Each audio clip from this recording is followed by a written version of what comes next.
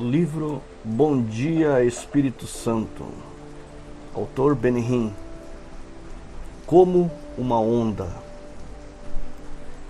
Enquanto fiquei ali parado, adorando ao Senhor, abri meus olhos para olhar ao redor, porque de repente senti uma corrente de ar e não sabia de onde vinha.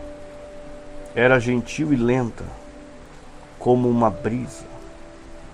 Olhei para as janelas de vidro, mas estavam fechadas e muito altas para criar uma corrente assim.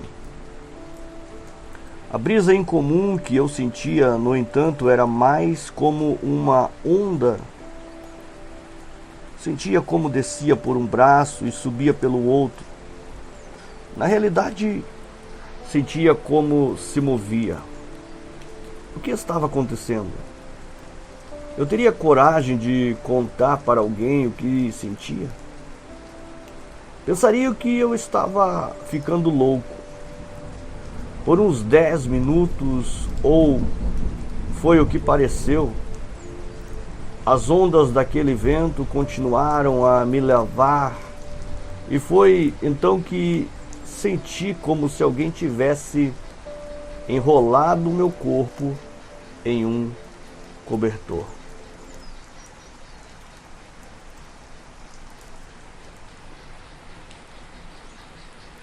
Um cobertor quente. Kathleen começou a pregar para as pessoas, mas eu estava tão perdido no espírito que realmente não prestei atenção. O Senhor estava mais perto de mim do que nunca. Senti que precisava falar com o Senhor, mas tudo que conseguia sussurrar era: querido Jesus, por favor, tenha piedade de mim. Repeti: Jesus, por favor, tenha piedade de mim. Eu me sentia tão indigno. Sentia que, como Isaías, quando esteve na presença do Senhor: ai de mim, estou perdido, pois sou um homem de lábios impuros e vivo no meio de um povo de lábios impuros. Os meus olhos viram o Rei, o Senhor dos Exércitos. Isaías 6, versículo 5. A mesma coisa aconteceu quando as pessoas viram o Cristo. Imediatamente viram sua própria sujeira, sua necessidade de purificação. Foi o que aconteceu comigo. Era como se um holofote gigante estivesse me iluminando. Tudo o que conseguia ver eram minhas fraquezas, meus erros e meus pecados. Voltei a repetir: querido Jesus, por favor, tenha piedade de mim. Depois ouvi uma voz que eu sabia ser do Senhor. Foi sempre tão gentil, mas era inconfundível. Ele falou para mim: minha misericórdia sobre você é abundante. Minha vida de orações até aquele ponto era anormal, de um cristão médio. Mas agora, eu não estava apenas falando com o Senhor, Ele estava falando comigo. E que comunhão foi aquela?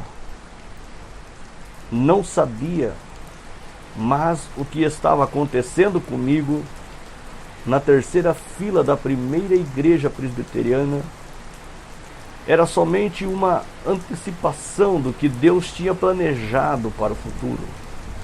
Aquelas palavras ressoaram em meus ouvidos: minha misericórdia sobre você é abundante. Eu me sentei chorando e soluçando. Não havia nada em minha vida que se comparasse com o que estava sentindo. Estava tão completo e transformado pelo Espírito que nada mais me importava. Não me importava se uma bomba nuclear acertasse e o mundo todo explodisse. Naquele momento, senti como descreve a palavra de Deus, paz, que excede todo o entendimento. Jim tinha me contado sobre os milagres que aconteciam nos encontros da Kathryn Kuhlman, mas eu não tinha ideia do que estava prestes a presenciar nas 3 horas seguintes. Pessoas que eram surdas de repente podiam ouvir. Uma mulher se levantou de sua cadeira de rodas. Havia testemunhos de cura de tumores, artrite, dores de cabeça e muito mais. Mesmo seus críticos mais severos reconheciam as curas genuínas que aconteciam em seus encontros. O culto foi longo, mas parecia um momento breve. Nunca tinha me sentido tão movido e tocado pelo poder de Deus antes. Por que ela está chorando? Enquanto o culto continuava e eu orava em silêncio, tudo parou de repente. Pensei, por favor, Senhor, não permita que esse encontro termine. Olhei para cima e vi Kathleen segurando a cabeça com as mãos. Enquanto começava a chorar, ela chorou e soluçou tão alto que tudo parou. A música parou, os ajudantes ficaram congelados em suas posições. Todo mundo olhava para ela e eu não tinha a menor ideia de por que ela estava chorando. Nunca tinha visto um ministro fazer isso. Por que ela chorava? Contaram-me mais tarde que ela nunca tinha feito qualquer coisa como aquela antes, e membros de sua equipe se lembram desse dia até hoje. Continuou chorando por uns 2 minutos. Depois, levantou a cabeça. Lá estava ela, a poucos passos à minha frente. Os olhos estavam queimando. Ela estava viva. Naquele instante, Kuhlman foi ousada de uma forma que eu nunca tinha visto na vida. Apontou seu dedo para frente com enorme poder e emoção, até dor. Se o demônio em pessoa estivesse ali, ela teria se livrado dele com um simples toque. Foi um momento de incrível dimensão. Ainda chorando, olhou para a audiência e disse com muita agonia, por favor. Ela parecia esticar a palavra. Por favor, não entristeçam o Espírito Santo. Ela estava implorando. Se você puder imaginar uma mãe implorando para um assassino não atirar em seu bebê, foi assim. Ela implorou e pediu, por favor. Ela chorava, não entristeçam o Espírito Santo. Até hoje, posso ver seus olhos. Era como se estivessem me olhando diretamente. E quando falou isso, dava para soltar um alfinete e ouvi-lo cair. Eu tinha medo de respirar. não movia nem um músculo. Estava me segurando no banco, na minha frente, e tentando imaginar o que aconteceria em seguida. Depois ela falou: vocês não entendem. Ele é tudo o que tenho. Pensei, o que ela está falando? Então, ela continuou seu pedido fervoroso, dizendo: por favor, não entristeçam o Espírito Santo. Ele é tudo o que eu tenho. Não machuquem aquele que eu amo. Nunca esquecerei essas palavras. Ainda consigo me lembrar da intensidade de sua respiração quando as disse. Em minha igreja, o pastor falava sobre o Espírito Santo, mas não dessa maneira.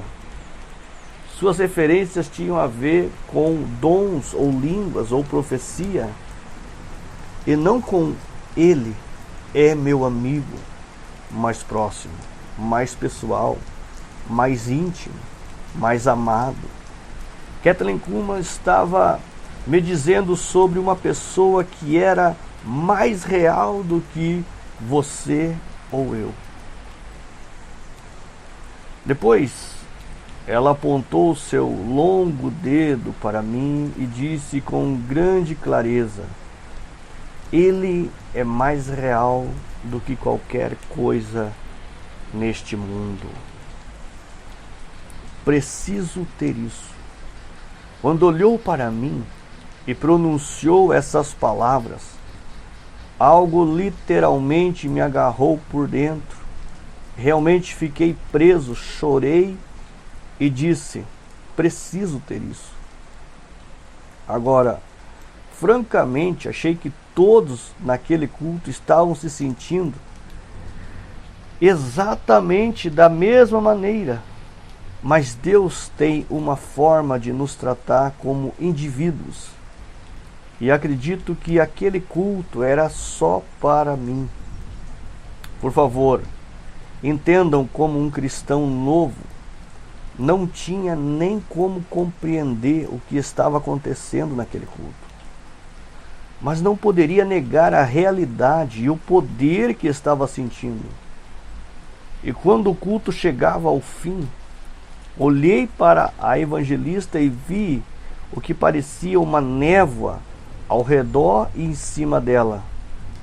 No começo achei que meus olhos estavam me pregando uma peça, mas estava lá e seu rosto estava brilhando como uma luz atravessando a névoa.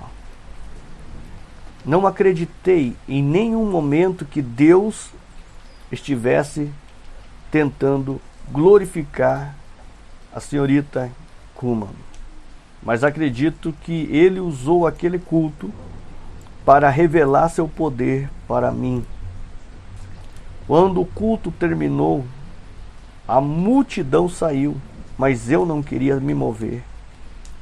Tinha vindo correndo, mas agora queria apenas me sentar e refletir sobre o que tinha acontecido. O que sentira naquele prédio fora algo que minha vida pessoal não me oferecia. Eu sabia que a perseguição continuaria quando voltasse para minha casa. Minha autoimagem estava praticamente destruída por causa dos meus problemas de fala. Até quando era criança, nas escolas católicas, minha gagueira tinha me isolado. Eu quase não conversava com ninguém. Mesmo depois que me tornei cristão, fiz muito poucos amigos Como poderia conhecer novas pessoas se quase não conseguia me comunicar?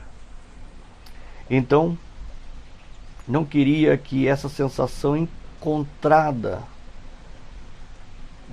me deixasse. Tudo que eu tinha na vida era Jesus. E nada mais na vida tinha muito significado. Eu não tinha nenhum futuro real. Minha família tinha praticamente virado as costas para mim. Eu sabia que me amavam, mas minha decisão de servir a Cristo criou um abismo que era amplo demais. Fiquei sentado ali. Afinal, quem quer ir para o inferno depois que foi para o céu? Mas não havia escolha. O ônibus estava esperando e eu precisava voltar. Parei no fundo da igreja por um último momento, pensando: o que ela quis dizer? O que estava falando quando se referiu ao Espírito Santo?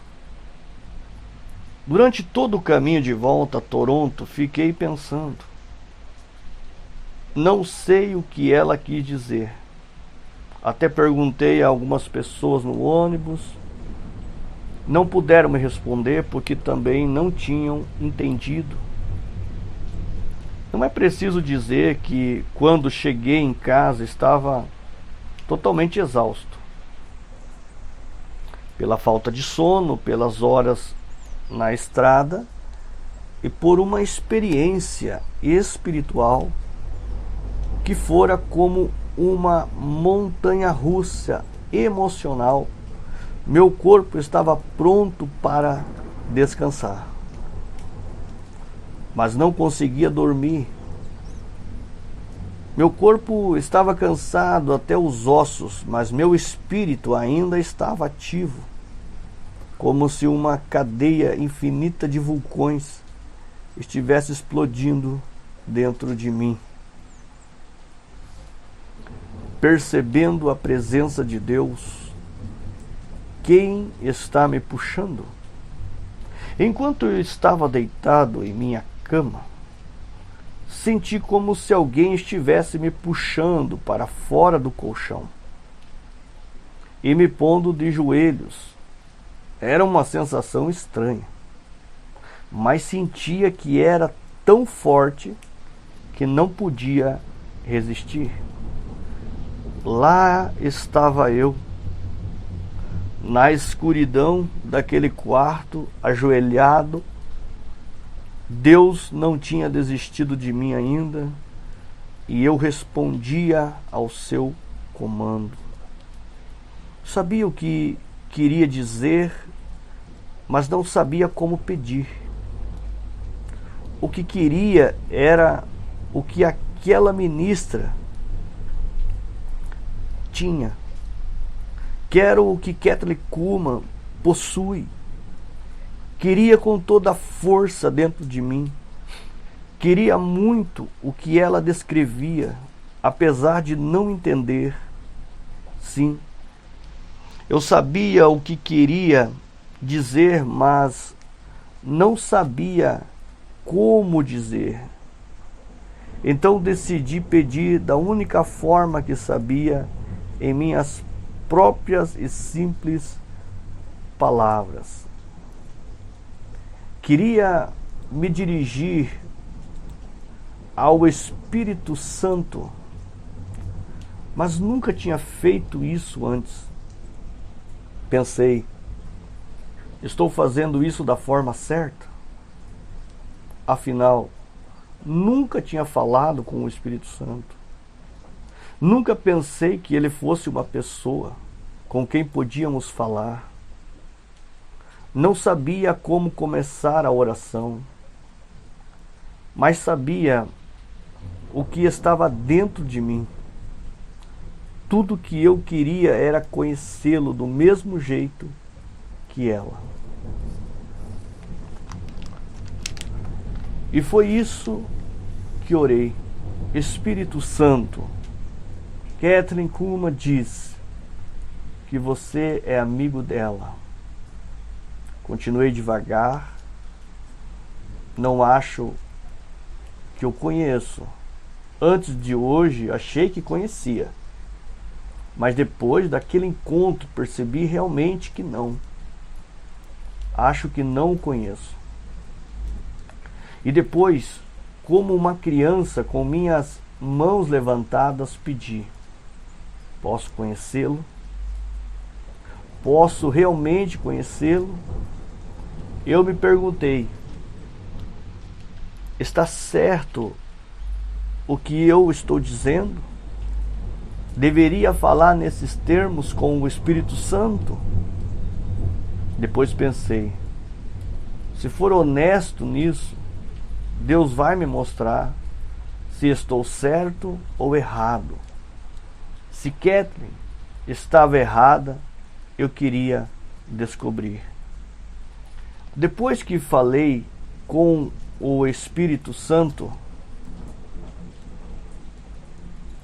nada parecia acontecer. Comecei a me questionar: existe mesmo essa experiência de encontrar o Espírito Santo? Isso pode acontecer mesmo? Meus olhos estavam fechados.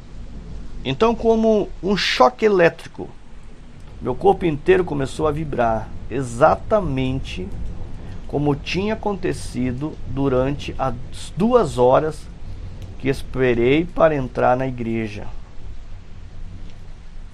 Era a mesma tremedeira que senti por mais 1 hora depois que entrei.